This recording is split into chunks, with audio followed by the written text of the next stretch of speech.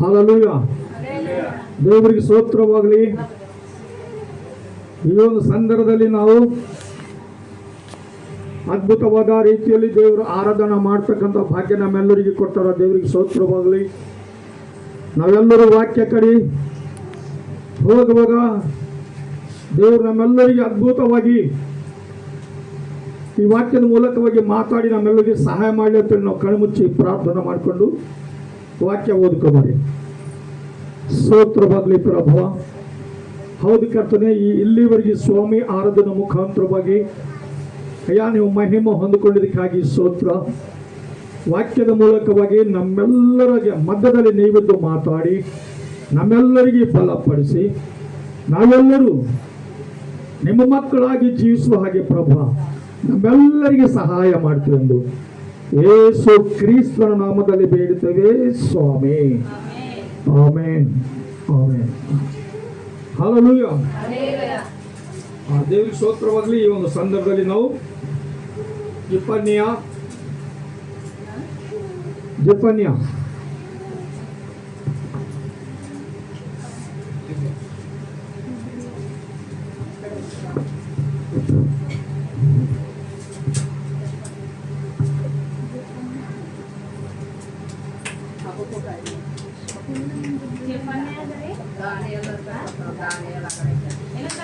96ನೇ ಪುಟ್ಟ ನಂಬರ್. ವರ್ಷಯ ನಹೋಮ ಹತ್ತದ ನೋಡಿ, ಹಬ್ಬಕ್ಕೂ ಹತ್ತದ ನೋಡಿ, ಸಿಕ್ಕದ ಚಿಪ್ಪನ್ಯ ಮೊದಲನೇ ಅಧ್ಯಾಯದಾಗ 6ನೇ ವಚನ ಮೊದಲುಗೊಂಡು ಓದ್ಕೊಂಬರಿ. ಮೈಕ್ ಯಾರು ಬಲ್ಲದ ಜೋರಾಗಿ ಓದ್ರಿ. ಯೆಹೋವನನ್ನು ಆಶ್ರಯಿಸದೆ, ಯೆಹೋವನ ದರ್ಶನವನ್ನು ಬಯಸದೆ, ಯೆಹೋವನ ಮಾರ್ಗ ಬಿಟ್ಟವರನ್ನು ಧ್ವಂಸಪಡಿಸುವೆನು. ಹಲ್ಲೆಲೂಯಾ. ಏನು ಮಾಡ್ತಾರಂತ ದೇವರು? ಏನು ಮಾಡ್ತೀನಿ ಹೇಳ್ತಾರೆ ದೇವರು. ನಾವು ಏನು ಮಾಡಬೇಕಾಗ್ಯದ ಅದರ ವಿಷಯದಾಗ ದೇವರು ಜೆಫನ್ಯ ಪ್ರವಾದಿಯ ಮೂಲಕವಾಗಿ ಜನರಿಗೆ ಮಾತಾಡ್ತಾರ. ಈ ಅದ್ಭುತವಾಗಿರ್ತಕ್ಕಂಥ ಮಾತಿನಲ್ಲಿ ಮುಖ್ಯವಾಗಿ ನಾವು ನೋಡಬೇಕಾದ್ರೆ ಇಲ್ಲಿ ಹೇಳ್ತದ, ಯೆಹೋವನನ್ನು ಆಶ್ರಯಿಸದೆ ಯೆಹೋವನ ದರ್ಶನವನ್ನು ಬಯಸದೆ ಅಂತ ಅಲ್ಲ. ಇವತ್ತು ದೇವರು ನಮಗೆ ದರ್ಶನವಾಗಬೇಕು, ಈಗ ದೇವರು ನಮಗೆ ಮಾತಾಡಬೇಕು, ಇವತ್ತು ನಾವು ದೇವರು ನಮ್ಮ ಪ್ರಾರ್ಥನೆ ವಿಜ್ಞಾಪನೆಗಳು ಕೇಳಬೇಕೆಂಬ ಉದ್ದೇಶಗಳು ಯಾರಾದರೂ ಇಟ್ಟುಕೊಳ್ಳುತ್ತಾರೋ ಅವರಿಗೆ ದೇವರು ನಿಜವಾಗಲೂ ದರ್ಶನ ಕೊಡ್ತಾರ, ಅವರಿಗೆ ಮಾತಾಡ್ತಾರ, ಅವರಿಗೆ ಅದ್ಭುತವಾದ ಆಶೀರ್ವಾದಗಳು ದೇವರು ಮಾಡ್ತಾರ. ಏನು ಮಾಡಲ್ಲ? ಅದಕ್ಕಂದಲ್ಲಿ ಹೇಳ್ತದ, ಯೆಹೋವನ ಮಾರ್ಗ ಬಿಟ್ಟವರನ್ನು ಧ್ವಂಸ ಪಡಿಸುವೆನು ಅಂತಾರ. ಇವತ್ತು ದೇವರಿಗೆ ಬಿಟ್ಟಿರ್ತಕ್ಕಂಥ ಜನರ ಪರಿಸ್ಥಿತಿಗಳು ಹ್ಯಾಂಗವ ನಾವು ನೋಡತ್ತಿದ್ದೆವು. ಏನು ನೋಡತ್ತಿಲ್ಲ? ದೇವರಿಗೆ ಬಿಟ್ಟು ದೇವರಿಗೆ ಲಕ್ಷ್ಯ ಕೊಡೋದೇನೆ ಜೀವಿಸ್ತಕ್ಕಂಥ ಒಂದು ಜನರ ಪರಿಸ್ಥಿತಿ ಹೆಂಗದನೋ ಇವತ್ತು ಅನೇಕ ಜನರು ನೋಡ್ತಾರ, ಪರೀಕ್ಷೆ ಮಾಡ್ತಾರ. ಒಂದು ವೇಳೆ ಚಂದ ಆದ್ರ ದೇವರು ಏನು ಅವರಿಗೆ ಆಶೀರ್ವಾದ ಮಾಡ್ತಾರ, ನಮ್ಗೆ ಮಾಡೇವಲ್ಲ ಅಂತಾರ. ಇದು ಸವಾಲು ಮಾಡ್ತಾರ. ಅವರಪ್ಪಲೆ ನೀ ಇರು, ಅವರಪ್ಪಲೆ ಇರಲ್ಲ ಕರೆಕ್ಟ್ಗೆ, ಅವರಪ್ಪಲೆ ಆಶೀರ್ವಾದ ಬೇಕು ಅಲ್ಲ. ಈ ವಿಷಯದಲ್ಲಿ ನಾವು ನಿಜವಾಗಲು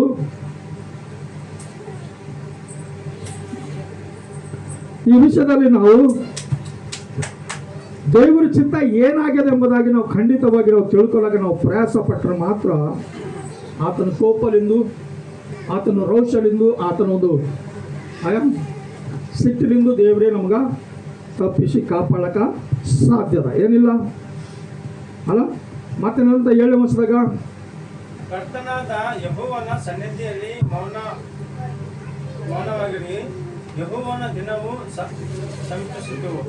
ಯೆಹೋವನು ಯಜ್ಞದ ಔತಣವನ್ನು ಸಿದ್ಧಪಡಿಸಿದ್ದಾನೆ. ದೇವರಿಗೆ ಸ್ತೋತ್ರವಾಗಲಿ. ನಿಜವಾಗಲೂ ಏನಾಗಿರ್ಬೇಕಂತ ನಾವು ಮೌನವಾಗಿ ಖಾಲಿ ಕೇಳಬೇಕು.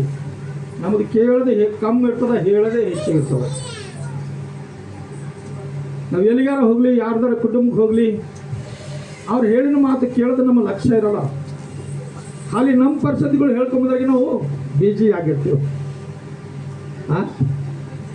ಅಲ್ಲ, ಯಾಕಂದ್ರೆ ಹೇಳಿದ ನಾವು ಕೇಳ್ದೇವು ಅಂದ್ರೆ ಅವ್ರು ನಾವು ಒಳ್ಳೇದ ಕಡಿದು ಹೇಳ್ತಾರ. ಆ ಹೇಳಿನ ಮಾತು ನಾವು ಕೇಳ್ದೇವು ಅಂತಂದ್ರೆ ದೇವ್ರು ನಿಜವಾಗಲೂ ಅದ್ಭುತವಾದ ಮೇಲು ಹೊಂದ್ಕೊಳ್ಳೋಕ್ಕೆ ಸಾಧ್ಯ ಆಗುತ್ತದ, ಏನಾಗಲ್ಲ. ಆ ರೀತಿಯಾಗಿ ಇಲ್ಲಿ ದೇವರು ಮಾತಾಡ್ತಾರ, ಏನಿಲ್ಲ. ಹೆಂಗದಂತ ಹೋದ್ರಿ, ಕರೆದವರನ್ನು ಮಾಡಿ ಮಾಡಿ ಇದ್ದಿದ್ದಾನೆ. ಯೆಹೋವನ ಆಜ್ಞೆಯದಲ್ಲಿ ಆ ಯಜ್ಞ ದಿನದಲ್ಲಿ ನಾನು ದೇಶಾಧಿಪತಿಗಳನ್ನು, ರಾಜ್ಯ ವಂಶದವರನ್ನು, ವಿದೇಶ ವಸ್ತ್ರ ಗಾಡಿಗಳೆಲ್ಲರನ್ನು ದಂಡಿಸುವೆನು. ಮುಸ್ತಿನ ಹಾರಿ ನುಗ್ಗಿ ಮೋಸ ಹಿಂಸೆಗಳಿಂದ ದೋಚಿದನ್ನು ತಮ್ಮ ತಮ್ಮ ಒಡೆಯನ ಮನೆಯೊಳಗೆ ತುಂಬಿಸುವವರೆಲ್ಲರನ್ನು ಆ ದಿನದಲ್ಲಿ ದಂಡಿಸುವೆನು. ದೇವರಿಗೆ ಸ್ತೋತ್ರವಾಗಲಿ. ಇಲ್ಲಿ ನಾವು 8ನೇ ವರ್ಷ ಈ ರೀತಿಯಾಗಿ ಓದ್ತಕ್ಕಂಥ ಸಂದರ್ಭದಲ್ಲಿ ಏನು ಹೇಳ್ತಾರೆ ಅಂದ್ರೆ, ನಾನು ದೇಶಾಧಿಪತಿಗಳನ್ನು, ರಾಜ್ಯ ವಂಶದವರನ್ನು, ವಿದೇಶ ವಸ್ತ್ರಧಾರಿಗಳನ್ನು ಎಲ್ಲರನ್ನು ದಂಡಿಸುವೆನು. ಅಲ್ಲ, ಪ್ರತಿಯೊಬ್ಬರಿಗೆ ಒಬ್ಬರ ಮೂಲಕವಾಗಿ ಯಾವ ದೇಶದಾಗ ಯಾವ್ದು ರೂಲ್ಸ್ ಅದ ಆ ರೂಲ್ಸೇ ಪಾಟಿಸ್ಬೇಕಾಗ್ತದ. ಅದಕ್ಕೆ ಬಿಟ್ಟು ಮತ್ತೊಂದು ಮಾಡೋಕ್ಕೆ ಬರಲ್ಲ. ಏನು ಬರ್ತದ? ದೇವ್ರ ಅಂಥ ಜನರಿಗೆ ಅಂದ್ರೆ ಏನು ಹೇಳ್ತಾರ, ಎಲ್ಲರಿಗೆ ನಾನು ದಂಡಿಸ್ತೀನಿ ಹೇಳ್ತಾರೆ, ಎಲ್ಲರಿಗೆ ನಾನು ಖಂಡಿಸ್ತೀನಿ ಹೇಳ್ತಾರೆ. ಯಾಕೋ ಗೊತ್ತಾ? ಅಲ್ಲಿನ ರೂಲ್ಸ್ಗಳು ನಾವು ಪಾಟಿಸಿದ್ರು ಮಾತ್ರ. ಈ ರೀತಿಯಾಗಿ ಬಹಳ ಜಾಗದಾಗ ಅಂದ್ರೆ ದೇವ್ರಿಗೆ ಇಷ್ಟ ಇಲ್ಲದ ಕಾರ್ಯ ಬಹಳವಾಗಿ ಜರುಗ್ತಾವ. ದೇವ್ರಿಗೆ ಇಷ್ಟ ಇಲ್ಲದಂಥ ಕಾರ್ಯ ಜರುಗ್ತಕ್ಕಂಥ ಸಂದರ್ಭದಲ್ಲಿ ದೇವರು ನೋಡಿ ಸುಮ್ಮನೆ ಕೂಡ್ತಾರ? ಸುಮ್ಮನೆ ಕೂಡಲ್ಲ. ಯಾಕೋ ಗೊತ್ತಾ? ನಾನು ನಿಮಗೆ ಸೃಷ್ಟಿ ಮಾಡೀನಿ, ಚಂದಿರ್ರಿ ಅಂತೇಳಿ ಸೃಷ್ಟಿ ಮಾಡೀನಿ, ನನಗೆ ನೀವು ಧ್ಯಾನ ಮಾಡ್ರಿ ಅಂತೇಳಿ ಸೃಷ್ಟಿ ಮಾಡೀನಿ, ನೀವೇನು ಇದು ಮಾಡೋದು ಅಂತ ಕಿಶಂದ್ರ ದೇವರು ಖಂಡಿತವಾಗಿ ಅವರು ಏನಂತಂದ್ರೆ ಶಿಕ್ಷಿಸ್ತಾರ. ಅವಾಗೇ ಕೆಲವು ಜನ ದೇವ್ರ ಕಡೆ ತಿರ್ತಾರ ಅಲ್ಲ, ಅವ್ರ ಆಶೀರ್ವಾದ ಹೊಂತಾರ. ಈ ರೀತಿಯಾಗಿ ದೇವರು ಸಹಾಯ ಮಾಡ್ತಾರ. 9 ಏನು ಹೇಳ್ತದ?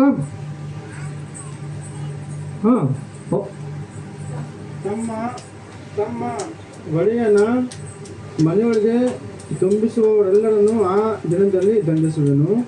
ಅದೇ ದಿನದಲ್ಲಿ ಮೀನು ಬಾಗಿಲಿಂದ ಕೂಗಾಟ, 2ನೆಯ ಕೆರೆಯಿಂದ ಗೋಳಾಟ, ಗುಡ್ಡಗಳ ಮೇಲಿಂದ ಧಡಂ ಎನ್ನುವ ಶಬ್ದ, ಅಂತೂ ದೊಡ್ಡ ಗದ್ದಲವಾಗುವುದು. ಇದು ಯೆಹೋವನ ನುಡಿ. ದೇವ್ರಿಗೆ ಸ್ತೋತ್ರವಾಗಲಿ. ಈ ರೀತಿಯಾಗಿ ಹೇಳ್ತಕ್ಕಂಥ ಸಂದರ್ಭದಲ್ಲಿ ಏನಂತ ಹೇಳ್ತಾರಂತ ಇಲ್ಲಿ 9 ಅಲ್ಲ, ಈ ರೀತಿಯಾಗಿ ಹೇಳ್ತಕ್ಕಂಥ ಸಂದರ್ಭದಲ್ಲಿ ಒಂದು ಹೇಳ್ತಾರೆ ಇಲ್ಲಿ, ತಮ್ಮ ಒಡೆಯನ ಮನೆಯೊಳಗೆ ತುಂಬಿಸಿ ಅವರೆಲ್ಲರನ್ನು ಅಧೀನದಲ್ಲಿ ದಂಡಿಸುವೆನು. ಅಧೀನದಲ್ಲಿ ಯಾರಿಗೆ ಅಂತಂದ್ರೆ ಇಲ್ಲಿ ಮೋಸ ಮಾಡ್ತಾರೆ. ಎಲ್ಲಿ ಮೋಸ ಮಾಡ್ತಾರೆ? ಇಲ್ಲಿ 8ನೇ ವರ್ಷದಾಗ ಅಲ್ಲ, ನುಗ್ಗಿ ಮೋಸ ಹಿಂಸೆಗಳಿಂದ ದೋಚಿದರು ಅಂತ. ಎದನ್ನು ದೋಚಿಕೊಳ್ತಾರಂತ? ಅಂಥ ಜನರಿಗೆ ಎಲ್ಲರಿಗೆ ದೇವ್ರು ಏನು ಮಾಡ್ತಾರಂತ? ಖಂಡಿತವಾದ ಶಿಕ್ಷೆ ಕೊಡ್ತೇನೆ ಹೇಳ್ತಾರ. ಏನು ಕೊಡಲ್ಲತ್ತಾರ? ಹೆಂಗದ ಹೋದ್ರಿ ಅದು? ನುಗ್ಗಿ ಮೋಸ ಹಿಂಸೆಗಳಿಂದ ಹೋದ್ರೆ ಅದು 8ರ ಕೊನೆ ವಚನ, 8ರ ಕೊನೆ ಲೈನ್. ಹೊಸ್ತಿಲ ಹಾರಿ ನುಗ್ಗಿ ಮೋಸ ಹಿಂಸೆಗಳಿಂದ ದೋಚಿದನ್ನು ತಮ್ಮ ಒಡೆಯನ ಮನೆಯೊಳಗೆ ತುಂಬಿಸುವವರೆಲ್ಲರನ್ನು ಆ ದಿನದಲ್ಲಿ ದಂಡಿಸುವೆನು. ಯಾರಿಗಂತ? ಇವತ್ತು ದೋಷಕೊಂಬದು ಹೆಚ್ಚದ. ಯಾರ ಬಳಿ ಅಧಿಕಾರ ಅದನ್ನು ಅವರೆಲ್ಲರೂ ಏನು ಮಾಡ್ತಿದ್ರು ಅಂದ್ರೆ, ಪ್ರಜೆಗಳಿಂದ, ಜನರಲಿಂದ, ದೇಶದ ಜನರಲಿಂದ ದೋಚ್ಕೊಂಬೋದು ಅಂದ್ರೆ ಯಾತದು? ಈ ಪರಿಪಾಲನೆಯಲ್ಲಿ ಜನರು ಏನು ಮಾಡ್ತಾರೆ ಅಂತಂದ್ರೆ ದೋಚ್ಕೊಂಬೋದು, ಜನರಿಂದ ದೋಚ್ಕೊಂಬೋದು. ಅಂಥವ್ರಿಗೆ ದೇವ್ರು ಏನು ಮಾಡ್ತಾ ಬಿಟ್ಕೊಡ್ತಿ ಹೇಳ್ತಾರ, ದಂಡಿಸ್ತೀನಿ ಹೇಳ್ತಾರ. ಅದ್ರ ಬದಲಾಗ ನಿಮ್ಗೆ ದಂಡನೆ ಹೊಂದಬೇಕಾಗ್ಯದ, ಶಿಕ್ಷೆ ಹೊಂದಬೇಕಾಗ್ಯದ ಅಂತ ಹೇಳಿ ಚಂದ್ರ ದೇವರು ಹೇಳ್ತಾರ ಇಲ್ಲಿ 10ನೇ ವರ್ಷದ ಈ ರೀತಿಯಾಗಿ ಹೇಳ್ತದ, ಆ ದಿನದಲ್ಲಿ ಮೀನು ಬಾಗಿಲಿಂದ ಕೂಗಾಟ, 2ನೆಯ ಕೆರೆಯಿಂದ ಗೋಳಾಟ ಅಂತ. ಯಾವಾಗ ದೇವರು ಶಿಕ್ಷೆ ಕೊಡ್ಲಾಕ ಪ್ರಾರಂಭ ಮಾಡ್ತಾರೋ ಅವಾಗ ಏನಿರ್ತದಂತ, ಒಂದು ಕಡೆ ಬಾಧ ಪಡ್ತಾ ಕೂಗ್ತಾರಂತ, ಯಾರೋ ನಮ್ಗೆ ಸಹಾಯ ಮಾಡ್ರಿ, ಯಾರೋ ನಮಗೆ ಕಾಪಾಡ್ರಿ ಅಂತೇಳಿ ಒಂದು ಕಡೆ ಕೂಗಾಟ ಇರ್ತಂತ. ಇನ್ನೊಂದು ಕಡೆ ಏನಿರ್ತಂತ, 2ನೆಯ ಕೆರೆಯಿಂದ ಗೋಳಾಟ ಅಂದ್ರ ಅಲ್ಲ, ಗೋಳಾಟ ಅಂತಂದ್ರ ಉರಿಗೊಳ್ಳೋದು. ಇಲ್ಲೇ ಹರ ಕರಡಿಗೆ ನಮ್ಗೆ ಶಬ್ದ ಕೇಳೋಣ, ಇಲ್ಲೇ ಹರ ಕರಡಿಗೆ ನಮ್ಗೆ ಸಹಾಯ ಮಾಡಲು, ಇಲ್ಲೇ ಹರ ಕರಡಿಗೆ ನಮಗೂ ನೋಡಲು ಹೊಂಟಾರ ಅಂತೇಳಿ ಗೋಳಾಟ ಮಾಡ್ತಾರ. ಅನೇಕ ಗೋಳು ಅವ್ರ ಮೇಲೆ ಹಾಕ್ತಾ ಇರ್ತಾರ, ಏನು ಹಾಕಲ್ಲ. ಆ ರೀತಿಯಾಗಿ ಜನರ ಒಂದು ದೇವರು ಶಿಕ್ಷೆ ಕೊಡ್ತಕ್ಕಂಥ ಸಂದರ್ಭದಲ್ಲಿ ಯಾರು ಕೂಗು ಕೇಳಲ್ಲ, ಯಾರು ಗೋಳಾಟ ಬಿ ಯಾರಿಗೆ ಕೇಳಿ ಬರಲ್ಲ ಅಲ್ಲ.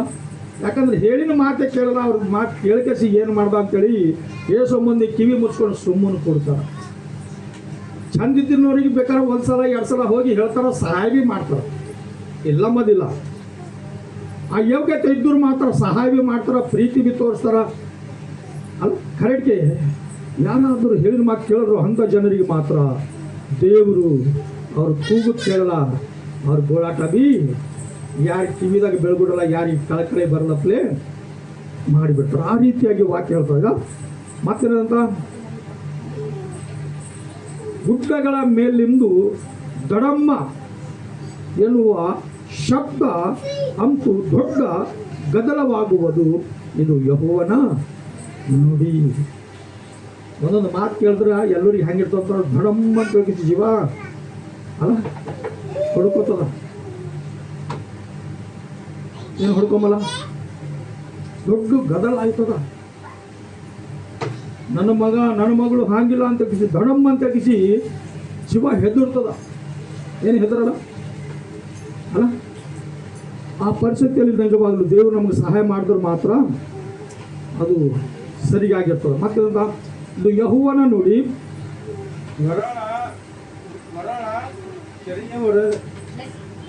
ಕಿರಿಚಿರಿ ಎಲ್ಲ ಸಾಹುಕಾರರು ಹಾಳಾದರು, ಬೆಳೆಯವರೆಲ್ಲರೂ ನಾಶವಾದರು. ಆ ಕಾಲದಲ್ಲಿ ನಾನು ದೀಪಗಳನ್ನು ಹಿಡಿದು ಯೆರೂಸಲೇಮನ್ನೆಲ್ಲ ಹುಡುಕಿ ಬಿಡುವೆನು. ಹಲ್ಲೆಲೂಯ. ಏನು ಹೇಳ್ತದ್ರಿ, ಹೊರಳ ಕಿರಿಯವರ ಕಿರಿಚರಿ ಎಲ್ಲ ಸೌಕರರು ಹಾಳಾದರು, ಹೊರಬೆಳೆಯುವವರೆಲ್ಲರೂ ನಾಶವಾದರು. ಆ ಕಾಲದಲ್ಲಿ ನಾನು ದೀಪಗಳನ್ನು ಹಿಡಿದು ಯೆರೂಸಲೇಮಿನಲ್ಲಿ ಹುಡುಕಿ ಬಿಡುವೆನು. ಯಾರು ಮಾಡ್ತಾರಂತ್ರಿ?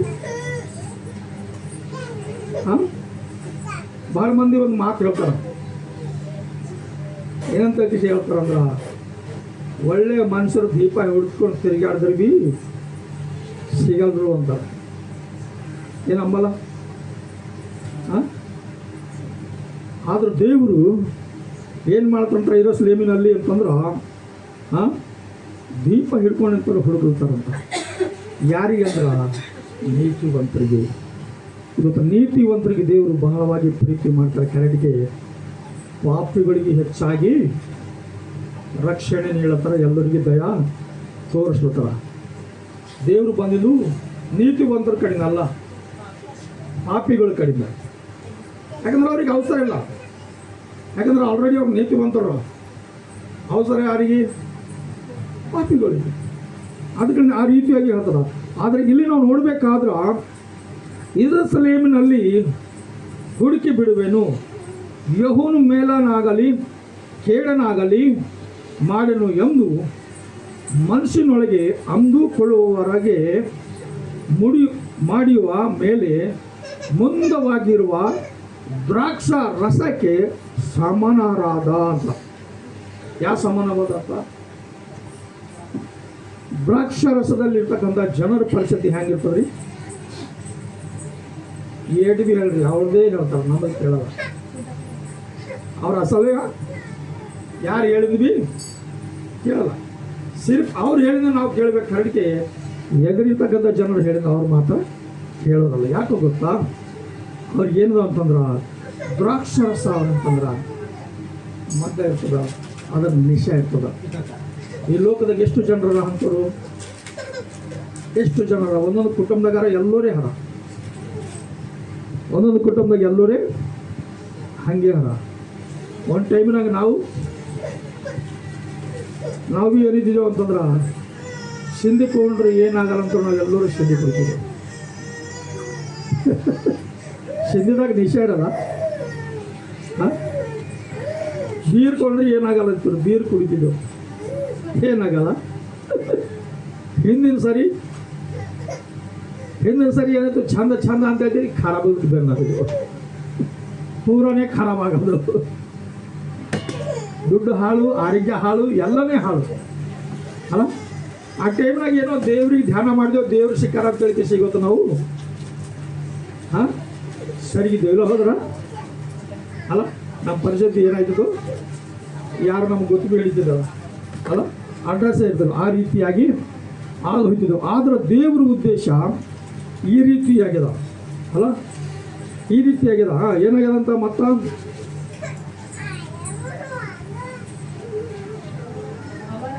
ದ್ರಾಕ್ಷ ರಸಕ್ಕೆ ಸಾಮಾನ್ಯರಾದ ಜನರನ್ನು ದಂಡಿಸುವೆನು ಅಂತ. ದ್ರಾಕ್ಷರಸ ಪಾನ ಮಾಡ್ತಕ್ಕಂಥ ಜನರಿಗೆ ದೇವ್ರೇನು ಮಾಡ್ತಾರಂತ, ಶಿಕ್ಷೆ ಕೊಡ್ತಾರಂತ ಅಲ್ಲ. ಆ ಶಿಕ್ಷೆದಾಗ ನಿಜವಾಗ್ಲೂ ಎಷ್ಟು ನೋವು ಇರ್ತದೆ ಕೊನೆ ಇಲ್ಲ. ಇವತ್ತು ನಾವು ಅನೇಕ ಜನರಿಗೆ ನಾವು ನೋಡ್ತಿದ್ದೆವು. ಆ ಶಿಕ್ಷೆ ಹೊಂದಬೇಡ್ದಂದ್ರೆ ನಾವು ಏನಾಗಿರ್ಬೇಕಂತ, ಆ ಶಿಕ್ಷೆ ನಾವು ಹೊಂದಬಾರ್ದಂದ್ರೆ ನಾವು ಏನಾಗಿರ್ಬೇಕಂದ್ರೆ ದೇವರ ಉದ್ದೇಶ ಏನಾಗಿದೋ ಅದೇ ಆಗಿರಬೇಕು. ಅದಕ್ಕೆ ಏನಪ್ಪ, ಅವರು ಹಸ್ತವು ಸೂರ್ಯಾಗುವುದು, ಅವರ ಮನೆಗಳು ಅವರ ಮನೆಗಳು ಹಾಳಾಗುವವು. ಅವರು ಮನೆಗಳನ್ನು ಕಟ್ಟಿಕೊಂಡರು, ಅವುಗಳಲ್ಲಿ ವಾಸಿಸರು. ಅವುಗಳನ್ನು ಮಾಡಿಕೊಂಡರು, ಅವುಗಳ ದ್ರಾಕ್ಷರಸವನ್ನು ಕುಡಿಯರು. ಹಾಲೆಲೂಯಾ. ಏನಂತೀವಿ, ಎಷ್ಟೋ ಮಂದಿ ನೋಡ್ತದೆ, ದೊಡ್ಡ ದೊಡ್ಡ ಬಿಲ್ಡಿಂಗ್ಗಳದ, ದೊಡ್ಡ ದೊಡ್ಡ ಮನೆಗಳವ, ಖರೆ ಅದ್ರಾಗ ವಾಸ ಮಾಡಲು ವಾರಿಸಿಲ್ಲ.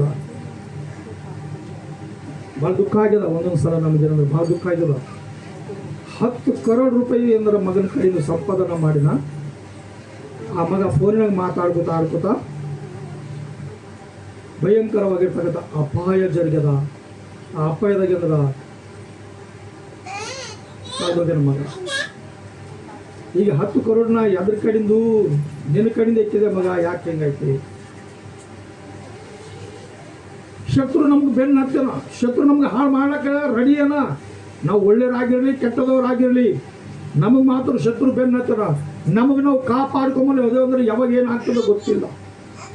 ಅದಕ್ಕಿಂತ ನಮ್ಮ ಸ್ವಂತ ಜ್ಞಾನಲಿಂದು, ಶಕ್ತಿಲಿಂದು, ಸ್ವರಲಿಂದು ದೇವರಿಗೆ ನಾವು ಕೂಗಬೇಕು. ಆ ದೇವರಿಗೆ ನಾವು ಬೇಡಬೇಕು. ಕನಿಕರವುಳ್ಳ ದೇವರು ಒಂದು ವೇಳೆ ಕನಿಕರಿಸಿರು ಅಂತಂದ್ರೆ ಅವಾಗ ಮಾತ್ರ ಏನಾರ ಅಂತಾರ ಎಲ್ಲ ಸಾಧ್ಯವಾಗ್ತದೆ. ಏನು ಸಾಧ್ಯ ಇಲ್ಲ ಅಲ್ಲ. ಎಷ್ಟು ದುಃಖ ಅಲ್ಲ.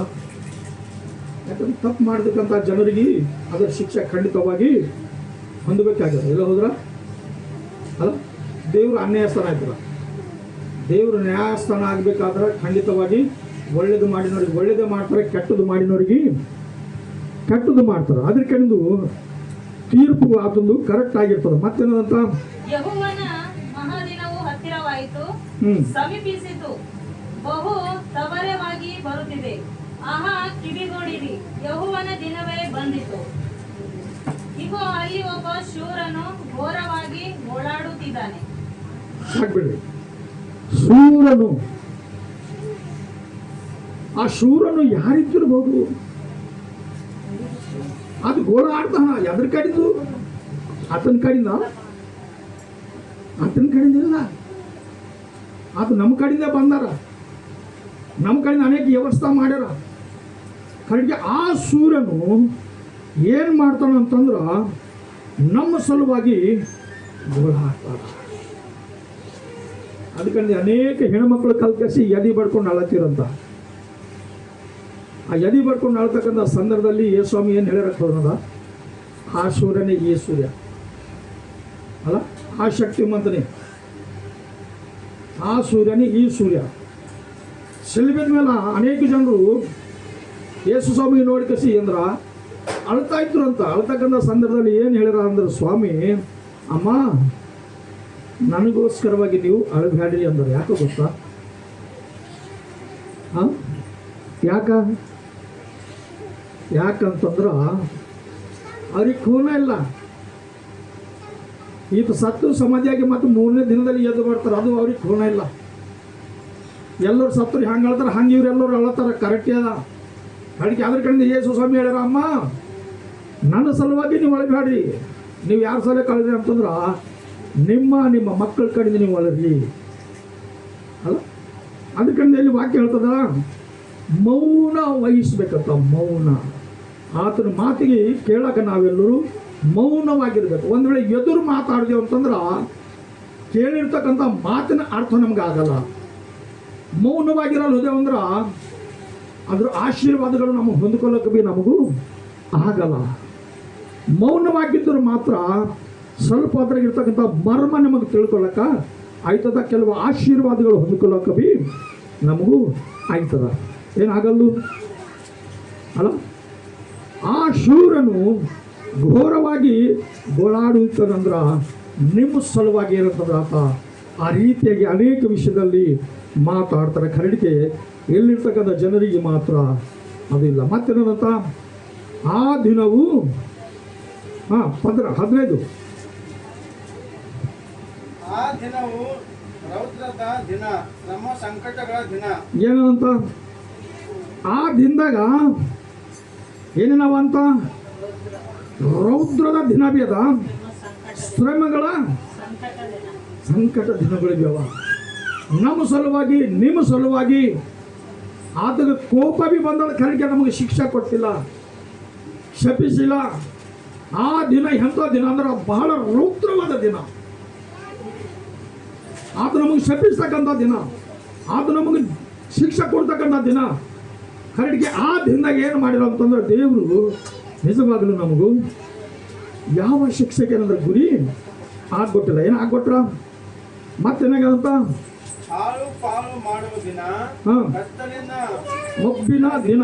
ಏನಾಗ್ಯದಂತ್ರಿ, ಸಿಲೆಬೆದಾಗ ಹಾಕಿರ್ತಕ್ಕಂಥ ಸಂದರ್ಭದಲ್ಲಿ ಸ್ವಾಮಿ ಹಾಳು ಆತಗೆ ಮಧ್ಯಾಹ್ನಕ್ಕೆ ಏನಂತಂದ್ರೆ 3 ಗಂಟೆಗೆ ಅಂದ್ರೆ ಶಿಲ್ಬೆಗೆ ಹಾಕಿನಾಗ ಆತ ಸಮಾಧಿ ಆತ ಶಿಲ್ಬೆ ಮೇಲೆ ಅಂದ್ರೆ ಪ್ರಾಣ ತಂದೆಗೆ ಒಪ್ಪಿಸಿನಾಗ ಎಲ್ಲ ಹಾಳಾಗ್ಯದಂತ. ಏನು ಹಾಳಾಗ್ಯದ, ಸೂರ್ಯ ಬೆಳಕು ಕೊಡೋದು ಬಿಟ್ಕೊಟ್ಟ ಅಲ್ಲ. ಭೂಮಿ ಮೇಲಿರ್ತಕ್ಕಂಥ ಪಕ್ಷಿಗಳು, ಜೀವಿಗಳು, ಜಂತುಗಳು, ಎಲ್ಲ ವಸ್ತುಗಳು ಒಮ್ಮೆಗೆ ಪರಿಶನ್ ಆಗ್ಯವ್ರೆ. ಹಿಂಗೆ ಹಂಗಾಯ್ತು, ದಿನ ಹಿಂಗಾರ ಆಗಲ್ಲ, ಇವತ್ತಾಕೆ ಹಿಂಗಾಯ್ತು ಅಂತೇಳಿ ಎಲ್ಲರೂ ಪರಿಶನ್ ಆಗ್ಯಾರ ಅಲ್ಲ. ಬಂಡಿ ಅಂತ ದೊಡ್ಡ ಬಂಡಿ 2 ಭಾಗ ಆಗ್ಯದ, ಸಹಕಾರಿ ಆಗಿಲ್ಲ ಅಲ್ಲ. ಭಯಂಕರವಾಗಿರ್ತಕ್ಕಂಥ ಮಳೆ ಬಿ ಮ್ಯಾಲಿಂದ ಸುರಿದದ. ಈ ರೀತಿಯಾಗಿ ಆ ದಿನದಲ್ಲಿ ಅಂದ್ರೆ ಈ ರೀತಿಯಾಗಿ ಶಿಕ್ಷದ ದಿನ ಆಯಿತು. ಮತ್ತೇನಾಗಿತ್ತು ಅಂತ, ಹಾಳು ಮಾಡುವ ದಿನ. ಹಾಂ, ಏನು ದಿನ ಅಂತ, ಕಾರ್ಮುಗಿಲ ಕಾರ್ಗತ್ತಲ ದಿನ. ಹಾಂ,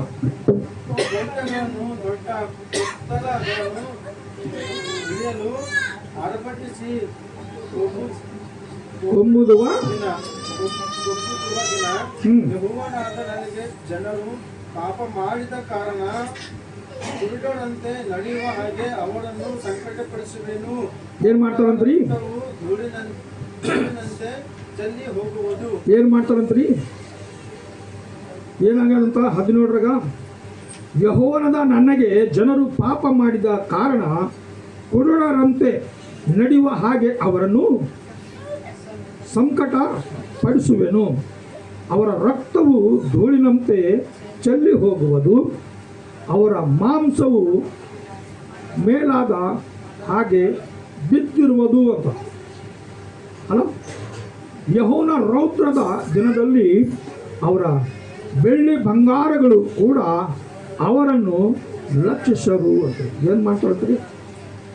ಅವ್ರ ಬಳಿ ಬೆಳ್ಳಿ ಇದ್ರೇನು ಬಂಗಾರ ಇದ್ರೇನು ಏನಿದ್ರೇನು ಎದಕ್ಕೆ ಬಿ ಲಕ್ಷ್ಯ ಕೊಡೋದು ಅಂತ. ಇದು ಯಾತಕ್ಕೆ ಇದು ನನಗೇನು ಕೆಲಸಕ್ಕೆ ಬರ್ತದ? ಗಳಸ ಪರಿ ನೆನಪಿರಲ್ಲ ಕಡೆಗೆ ಹಿಂದಿನ ಸರಿ ಮಾತ್ರ ಇದು ನನಗೇನು ಕೆಲಸ ಕೊಡ್ತದ? ಆ ಪರಿಸ್ಥಿತಿ ಬರ್ತದ. ಆ ಪರಿಸ್ಥಿತಿ ಬರಬೇಡ್ದಂದ್ರೆ ನಾವು ಬಹಳ ಜಾಗೃತವಾಗಿರ್ಬೇಕಾಗಿದೆ. ಆ ಜಾಗೃತಲಿದ್ದರೂ ಮಾತ್ರ ನಾವೆಲ್ಲರೂ ಏನು ಮಾಡ್ತೀವಿ ಅಂದ್ರೆ ಅನೇಕ ಥರವಾದ ಆಶೀರ್ವಾದಗಳು ಹೊಂದ್ಕೊಳ್ಳೋಕೆ ಸಾಧ್ಯದ. ಮತ್ತೇನಂತ?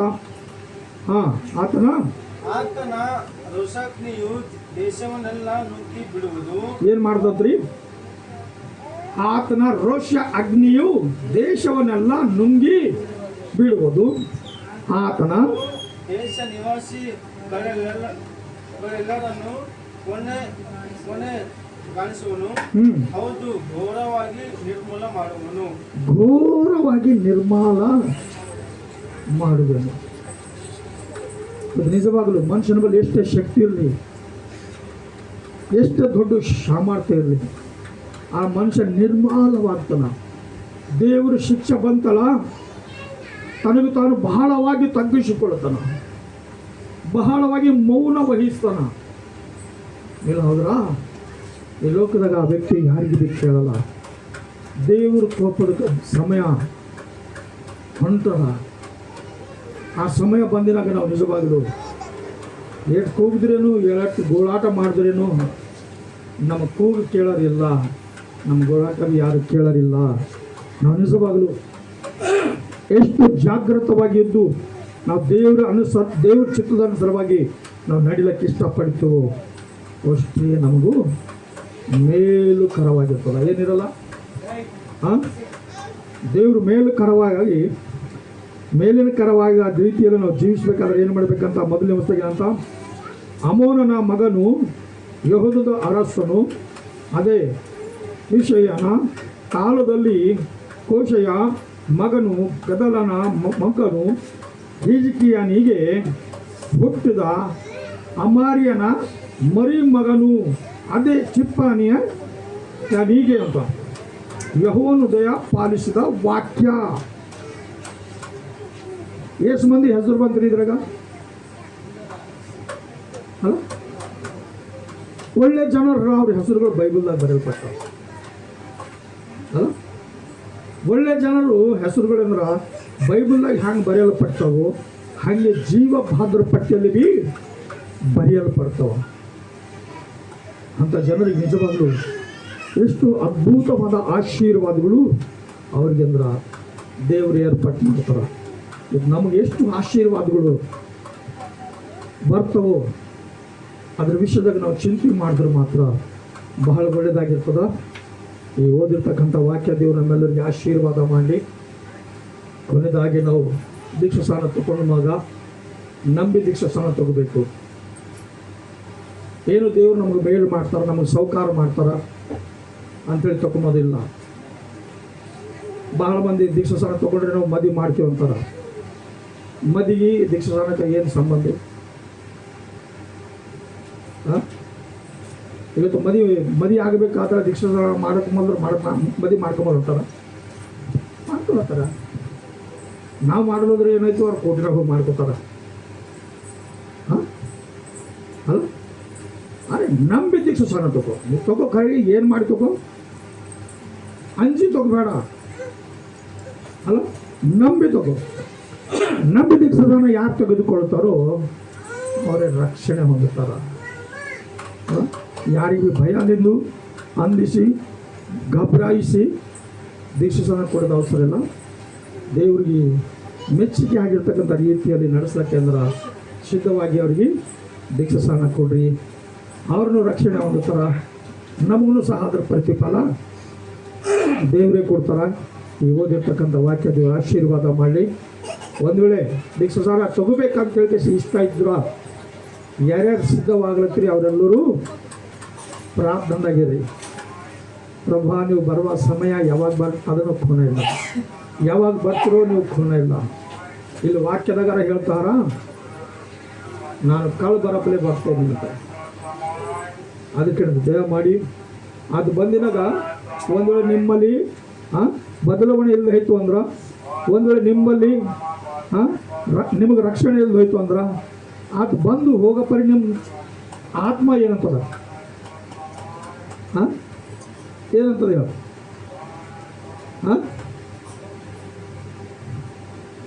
ತಂದೆ ಬಂದನ ಮಗಳಿಗೆ ಕರ್ಕೊಂಡು ಹೋಗೋರು ಅಂತಾನ, ಮಗಳು ಆತ್ಮ ಏನಂತದ ಹೇಳ ಅಲ್ಲ. ಆಚೆ ಗೀಚಗಿನವ್ರು ಏನು ಹೇಳ್ತಾರ, ಅರೇ ಬಂದಿರಿ ಒಂದು 4 ಜನ ಕರ್ಕೊಂಡು ಹೋಗ್ರಿ ಅಂತಾರೆ. ಏನಂಬಲ್ಲ ಕಡೆಗೆ ಇವರು ಕಳ್ಕೊಡಲ್ಲ ಹೋದ್ರೆ ಯಾರು. ಹಾಗೆ ದೇವ್ರು ಬಂದಿನಾಗ ಪಾಪ ನಮಗೆ ಬಿಡೋದು ಹಿಡಿತು ಅಂದ್ರೆ ಹ್ಯಾಂಗಿರ್ತದೆ. ಅದಕ್ಕೆ ನಾವು ಭಾಳ ಜಾಗೃತವಾಗಿದ್ದು ದೀಕ್ಷಾಸ್ನಾನ ತೆಗೆದುಕೊಂಡು ನಂಬಿ ಅದರ ಪ್ರಕಾರವಾಗಿ ನಡೆದಾಗ ನಾವು ಸಿದ್ಧವಾಗಲಿ. ಈ ವಾಕ್ಯ ನಮ್ಮೆಲ್ಲರಿಗೆ ಆಶೀರ್ವಾದ ಮಾಡಿ ಸಹಾಯ ಮಾಡಿ ಬಲಪಡಿಸಲಿ.